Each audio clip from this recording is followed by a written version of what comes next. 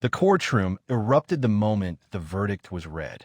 Gasps, murmurs, and even a few shouts filled the air. Some leaned forward in disbelief, others sat frozen, wide-eyed. After weeks of fear, humiliation, and hopelessness, the words Daniel had been praying to hear finally echoed across the chamber. Not guilty. Daniel's knees nearly buckled. For a split second, he thought he might collapse right there at the defense table. His lawyer, Ethan Blake, placed a steady hand on his shoulder, whispering, "It's over. You're free." But the drama wasn't finished. All eyes turned as officers entered the room. Not for Daniel this time, but for Victor Hale, the polished businessman who had sat smugly during much of the trial, now turned pale as handcuffs snapped around his wrists. "Victor Hale, you're under arrest for fraud, evidence tampering, and conspiracy to commit murder." The audience gasped again.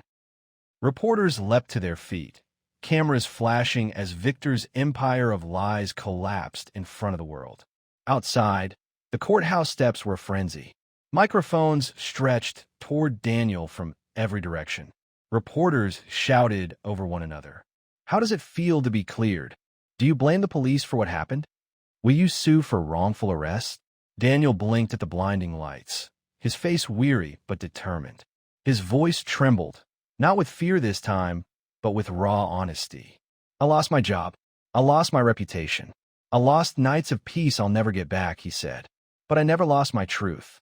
And in the end, that's what saved me. I just hope no one else has to go through what I did."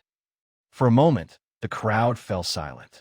His words carried more weight than any headline could. Daniel walked down those steps not as a convict, but as a man forever changed.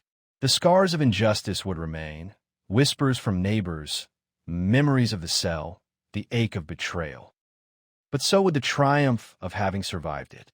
Because in a world where lies can be dressed as truth and evidence can be twisted, it sometimes takes just one small, overlooked detail, one tiny alibi, to turn a case upside down.